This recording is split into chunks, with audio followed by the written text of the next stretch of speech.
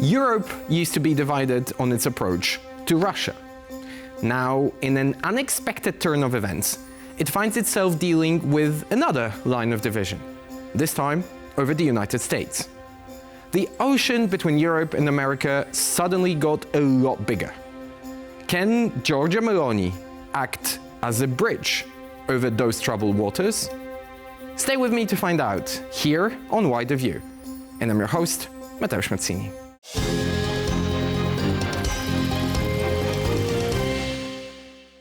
Good evening. Our main story tonight is one of seeing opportunities where everyone else sees a crisis. This appears to be the strategy of Giorgia Meloni, the Italian Prime Minister so highly praised by Donald Trump and his associates. She was one of the very few high-profile politicians to attend his inauguration, and maintains a level of popularity with the MAGA crowd that other European leaders can only dream of. Meloni is emerging as a frontrunner for the role of the mediator between the European Union and Trump. In recent weeks, she received more attention from Washington than even Viktor Orbán, a longtime Trump ally. But while her commitment to support Ukraine and European unity is being acknowledged, not everyone in Brussels trusts her intentions. After all, she has been a convicted Eurosceptic and a friend of numerous far-right figures. And, of course, there's Elon Musk, another new acquaintance of Giorgia Meloni. Given all that, what is Italy's endgame with Trump? We explored the topic in our report. Giorgia Meloni became Italy's first female prime minister in October of 2022. She presides over a tripartite coalition, with her own party, Brothers of Italy, being the dominant force. The alliance, however, is far from homogeneous. It features Forza Italia, the party of the late Silvio Berlusconi. Traditionally, it has been in the center-right and remains a member of the European People's Party. On the other hand, Meloni has Matteo Salvini's Lega. Salvini is a particularly important element of this puzzle, due to his record of pro-Russian statements. He famously let himself be photographed in front of the Kremlin wearing a t-shirt with Putin's face on it. And while Meloni declares a firm stance in support of Kiev against the Russian aggression, Salvini is a lot more wobbly on this matter. Giorgia Meloni herself overlaps with Trump on a number of ideological points. She is staunchly anti-immigration, having been vocal about the issue in the EU for years. Like the US president, she opposes regulations of big tech companies and social media platforms. Recently, however, she has developed a closer relationship with Elon Musk as well. The Italian government is in the talks with the billionaire to use the Starlink system for encrypted military communication. Not long ago, the deal was believed to be almost sealed, but now the parties seem to be growing distant. Critics have raised concerns about questioning the wisdom of handing over sensitive infrastructure to Musk's company. Meloni might be close to Trump ideologically, but they are both dealmakers. And their relationship shows that transactional politics is not that simple. Will Giorgia Meloni be Europe's ambassador to Washington or Donald Trump's Trojan horse in Brussels? How does she position herself vis-à-vis other European right-wing leaders? And is there anything more to her friendship with Elon Musk than just pragmatism? Giorgia Meloni remains a mystery for much of Europe, but not for our guests. Joining me tonight on Wider View are Riccardo Alcaro, Research Coordinator at the Italian Institute for International Affairs, and Andrea de Petris, Scientific Director at the Centers for European Policy Network. Good evening, gentlemen, and welcome to Wider View. Good evening. Andrea, Good evening. Thank you I for want to start with you and ask you to set the scene. In very simple terms, why is it Giorgia Meloni and not any other right-wing leader of a European country now the closest European leader to Donald Trump and his acolytes? Well, actually, Meloni has a bonus comparing with other right-wing leaders. She was very close, for instance, to Steve Bannon in the past. Before she became prime minister in Italy, she invited Bannon in her very specific event that she has every year in Rome. So, and she was very pro-Trump also in the first Trump administration. So I think this was possible. It was possible for her to be considered as a friendly face, let's say, for Trump, also in the current moment. And besides, other right-oriented leaders in the moment in Europe are not so, I would say, not so much in charge. The others are either in the opposition or they are not so strong in their own countries as Giorgia Meloni is. She's very in control of the national situation at the moment in Italy. And for this reason, probably also Trump thought that she could be a good chance to get, a sort of, as you say, possible favorable connection with the European Union in the next months, at least. I'm not entirely sure that Viktor Orbán would agree with that assessment of Meloni being the most in control among the far-right leaders, but we're going to get to Viktor Orbán in a second. Now I want to move to you, Riccardo, and ask you, is this a purely transactional relationship in your eyes, or is there also a strong ideological connection? It's kind of a chicken and egg question, I believe, but what came first and what fuels the dialogue between the Trumpian America and Meloni? Well, look, I actually don't think this is really a chicken and egg question. I think the ideological dimension is pretty stark here. And of course, Meloni proved she can be very much pragmatic and transactional by establishing very good ties with former President Joe Biden. But she shares a view of the West. She has an idea of the West as a family of European nations, or nations that descend from European colonists. So implicitly white, explicitly Christian, socially conservative, willing to fight to preserve what they believe is their cultural heritage, which is very much in line, I don't know, with Trump's own views, but certainly with the kind of ideological agenda that Trump has been championing in the United States. I think Meloni's ideological proximity to MAGA republicanism is pretty stark, and that's what really drives the relationship. So there's one thing I wanted to press you on, because you mentioned yourself she was in very good relationships with the Biden administration, and that was widely acknowledged all across Europe. She visited on numerous occasions, and she had a very good relationship also with other members of that administration. Where is this pro-American stance in her policy coming from, and isn't that going to be seen as a contradiction at some point by the Trumpian functionaries?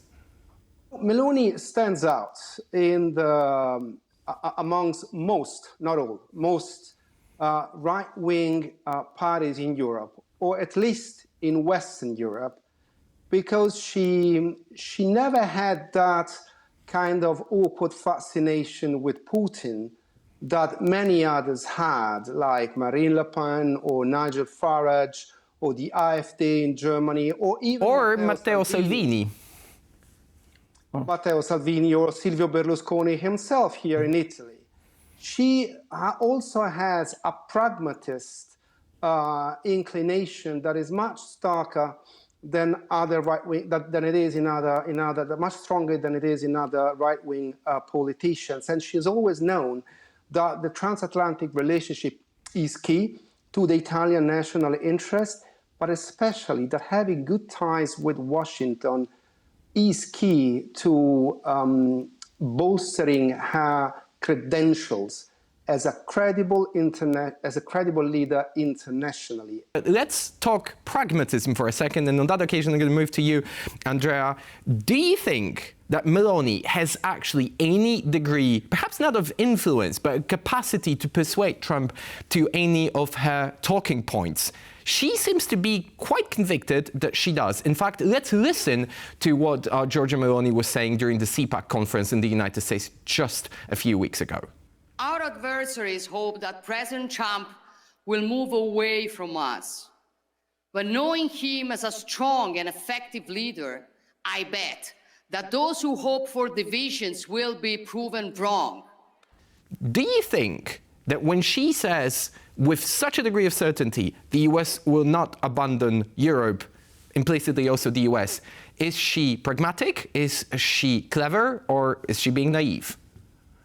Well, I would say that she must hope that it doesn't happen first, since, as we were saying right now, she was trying to get in contact with a good relationship with Washington, with NATO, with the Transatlantic Alliance, and also with the commitment in Ukraine. And all the things during the Biden administration were very close together. Now, if the scenario is going to change, if Trump, as it seems, can decide in the next future to not to be committed anymore in supporting Ukraine, then she is in trouble, basically, because she is in a different situation now. If she's pro-Ukrainian, she cannot remain so close to Trump. On the other side, if she remains close to Trump, she has a problem to go on supporting Ukrainian and even increasing the support as the European Union wants to do, apparently in the next months. So a very straightforward question, a recent proposal that came out of Meloni to apply Article 5 guarantees to Ukraine without NATO membership. Do you think that this is a political smokescreen, or does she actually believe she has the power to talk Trump into it? I don't know. It's very hard to say. It's actually true that at the moment Trump says that Meloni is a very supportive friend, a supportive ally. But, you know, Trump is also very changeable, is very unstable as a politician. So you can really not know what happened in the next days and the next weeks. As with everything in international affairs right now, I guess time will tell. Riccardo, moving back to you, and let's move over again on the European side of things. How does Trump's return to the White House change the position of Giorgia Meloni inside the European Union? Let's talk about her dynamics with Ursula von der Leyen. She was key in backing von der Leyen for the German politician to be re-elected as the head of the European Commission. Where is Meloni right now in Europe? Well, look, on that last point, I kind of disagree. She wasn't really key in ensuring von der Leyen's reappointment as European Commission. In fact, she was kept out of all the processes that led to the new appointments of the highest position in the European But we Union do, I'm going to interrupt you here a little bit, because even though she might not have been literally instrumental, I agree with that, we do remember last summer there was a lot of effort, especially on behalf of von der Leyen, to actually court Meloni and bring her closer to the center of European politics. Yes, exactly. I mean, on this, you are definitely right. The fact that Meloni had, I think, that Meloni had an ambition to be the federator of Europe's right and a political force capable of pulling to the right the mainstream center-right parties. And she thought she had almost achieved that because she fared very well at last year's European Parliament elections. But then a cold shower came because she didn't do the math very, very, very well. And she found herself kept out of all the procedures, the processes that led to von der Leyen's reappointment as Commission President, to Antonio Costa's appointment as European Council President, and Kaja Kallas' appointment as High Representative for Foreign Affairs and Security Policy. However, von der Leyen knew that she only has to benefit if she has a pragmatic relationship with Meloni, and the two worked on repairing their reciprocal ties, not least because a new force appeared on the right, or to the right of Meloni in the European Parliament after last year's June elections, a European force led by potentially the greatest competitor to the position of actual spokesperson for European right, for Europe's right, which is, of course, Marine Le Pen's national rally. And in that group, Petris for Europe, which is to the right of the group Giorgia Meloni's party belongs in the European Parliament, there is also Matteo Salvini's League. So on that note, back to you, Andrea, and let's pull the trigger on this particular question. Where is Meloni right now vis-a-vis other so-called hard-right leaders in Europe? Viktor Orbán speaks to mind as the first one. Used to be, I guess, the favored European politician of Donald Trump. Now, not so sure he still is occupying that position. But Riccardo mentioned Marine Le Pen. There's a handful of others, leaders of AfD, Santiago Abascal and Vox in Spain. Where is Meloni vis-a-vis those particular politicians right now?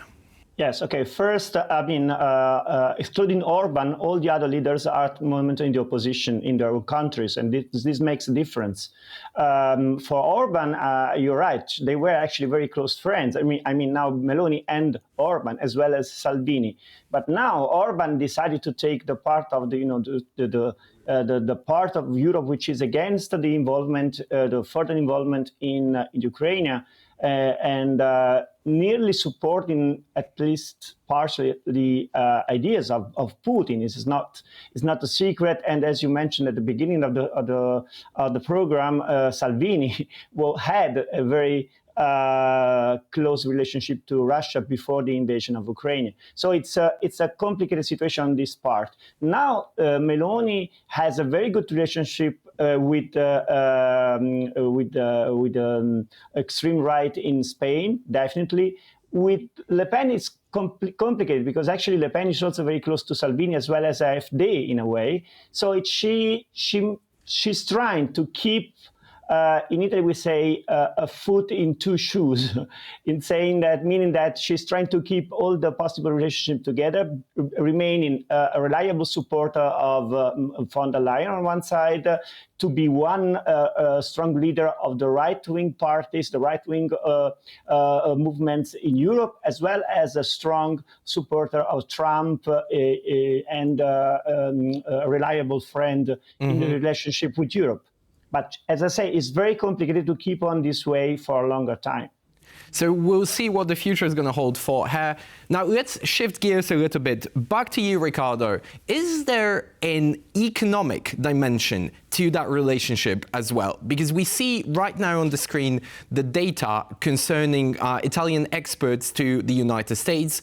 This diagram speaks for itself. This is a very favorable trade relationship for Italy. Is this why Meloni is trying to court Trump, not to lose it?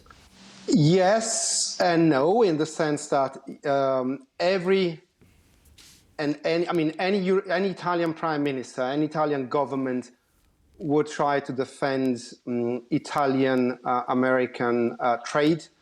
The United States in 2023 became Italy's second largest market of destination for exports. In 2024, it stayed at that level. And Italy's economy is mostly export-driven, or the export sector is the one sector that shows some sign of vibrancy and dynamism. So it is extremely important for the country. But it is specifically important for this ruling coalition because the majority of Italian exporters are located in geographical areas where this ruling coalition gets the most of its support. So if you were to ask me what the most urgent threat, the most urgent challenge for Meloni in her relationship with the United States, I would say, look, in the short to mid-term, certainly European security, but right now I'm really looking at I would really be focusing on April the 2nd, the date on which President Trump has announced reciprocal tariffs against all countries in the world will take effect. And that would really inflict damage on Italian businesses. Back to you, Andrea, and let's complete the picture here, because the one character we still haven't talked about yet in our show is Elon Musk. And Elon Musk seems to have an almost too idealistic vision of who Giorgia Meloni is. In fact, let's listen to what Mr. Musk had to say earlier last year about Meloni. Giorgia Meloni is someone that I admire, that has done an incredible job as the Prime Minister of Italy. Italy is experiencing record economic growth, record low unemployment. It's great. And she's also someone who is authentic, honest, truthful, and that cannot always be said about politicians. Where is this friendship coming from now? It's complicated now because actually, as you showed, Italy was considering to having a very strong commercial relationship with Starlink system by Musk.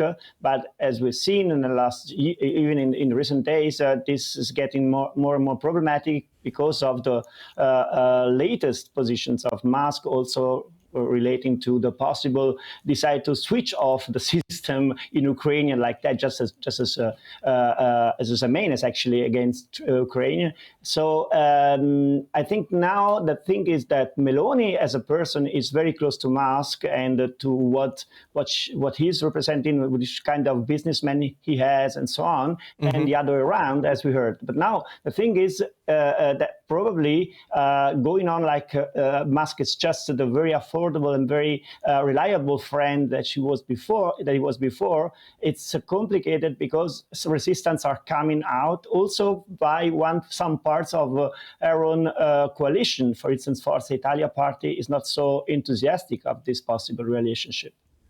And a final question to both of you, gentlemen. First, Riccardo, and then Andrea. Very quickly, how long do you think will Giorgia Meloni maintain her support for Ukraine? This is particularly relevant from where we're sitting right now here in Warsaw for our audience. First, Riccardo, and then Andrea. I think she will continue to express rhetorically the same kind of support she has so far. She will remain committed to the position that it is in Europe's interest to protect and integrate Ukraine.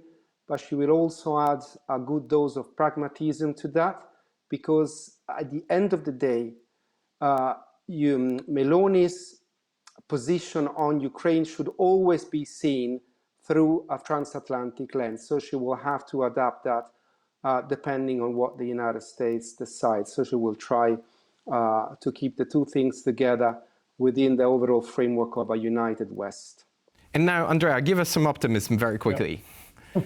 Yeah, I agree, actually. She's trying to keep both things together. The thing is that at the moment we have the European Union, which is going into another path, basically creating at least one very strong European system of defense. Let's see if it's relying on the single member state or it should be something more strategical and more integrated. But if we go this path, if the European Union decide to go this path, it's going to be very complicated for Meloni to keep this kind of link position between Trump, NATO on one side, and the European Union on the other side. So it's up to Europe on one side, and it's up to her to see how long she can keep on playing this game. Oh boy, things are complicated in the world right now. Just a few weeks ago, we felt convinced that Giorgia Meloni was going to be Donald Trump's best friend in Europe. Now it seems we're not so sure anymore. Riccardo Alcaro and Andrea de Petris were our guests tonight. Thank you very much and have a good evening. Thank you for having us. Whether Giorgia Meloni will succeed on her charm offensive in Washington remains to be seen. But all things considered, it is completely secondary. Her story is a litmus test for the entire European Union. America is no longer on the bloc's side, which means Brussels needs to develop a completely new strategy to deal with Washington. And it needs it right now. That's it for this week's edition. Next week, we will remain in the Mediterranean and explore the potential of Turkey as a likely next military ally of Europe. Make sure you're with us next Wednesday. Follow us on YouTube, and have a good evening.